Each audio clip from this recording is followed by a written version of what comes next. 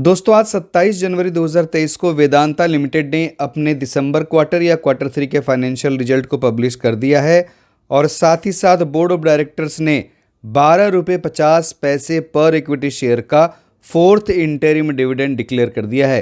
तो आपको आपके हर शेयर पर 12.5 रुपये का डिविडेंड मिलने वाला है।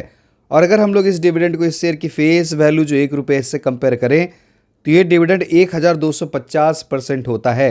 लेकिन अगर हम लोग इस शेयर के आज के क्लोजिंग प्राइस से कंपेयर करें, मतलब जो आज का क्लोजिंग प्राइस 319.75 रुपये है, इससे इस डिविडेंड के प्राइस को कंपेयर करें तो ये डिविडेंड लगभग 4% होता है। तो आपको करंट मार्केट प्राइस से 4% का डिविडेंड भी मिलने वाला है और कंपनी इस डिविडेंड में 4,647 करोड़ को डिस्ट्रीब्यूट करेगी। दोस्तों कंपनी ने इस डिविडेंड की रिकॉर्ड डेट 4 फरवरी 2023 फिक्स की है और वो सैटरडे है, तो इस दिन तो ट्रेडिंग हॉलीडे है और इस शेयर की सेटलमेंट T+1 बेसिस पर होती है। तो ये शेयर 3 फरवरी 2023 को एक्स डिविडेंड हो जाएगा। तो अगर आपके पास ये शेयर हैं तो आपको इस डिविडेंड को पाने के लिए, मतलब 12.5 रुपये का डिविडेंड पाने के लिए इस शेयर को कम से कम 2 फरवरी 2023 तक होल्ड कर रखना होगा।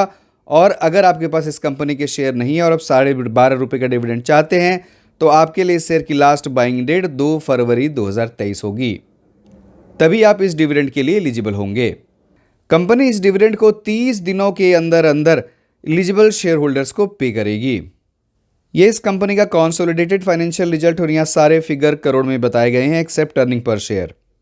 दोस्तों यहाँ कंपनी ने रेवेन्यू फ्रॉम ऑपरेशन और अदर ऑपरेटिंग इनकम को अलग अलग दिखाया है। मैं आपको इन दोनों को ऐड कर बताऊंगा।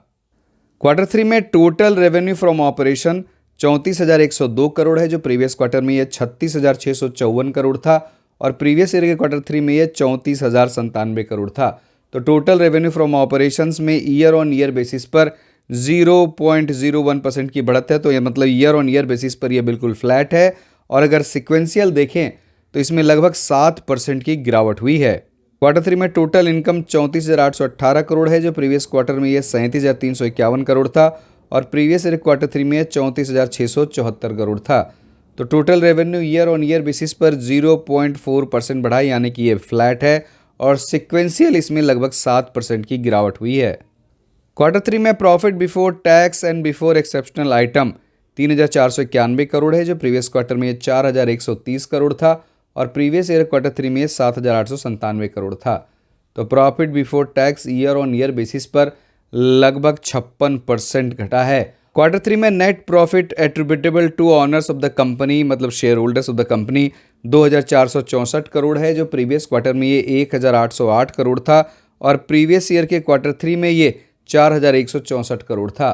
तो पैट में ईयर ऑन ईयर बेसिस पर 41% की कमी हुई है और सिक्वेंशियल देखें तो इसमें 36% की बढ़त दिख रही है।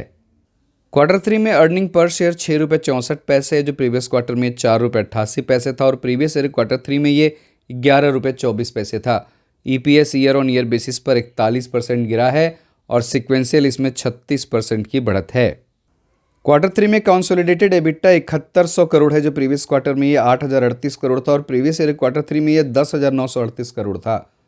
तो एबिटा में ईयर ऑन ईयर बेसिस पर 35% की कमी हुई है और सिक्वेंशियली भी एबिटा लगभग 12% गिरा है।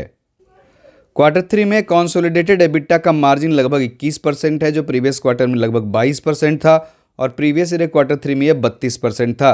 तो एबिटा का मार्जिन भी ईयर ऑन ईयर और सिक्वेंशियल दोनों ही बेसिस पर गिरा है।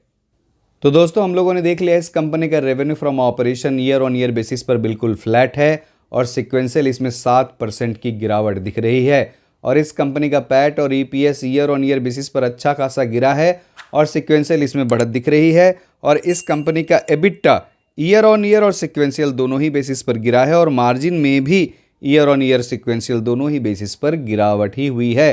तो इस कंपनी का रिजल्ट कोई खास नहीं लग रहा है, ये ठीक ठाक ही है। तो इस वीडियो में इतना ही। बहुत बहुत धन्यवाद।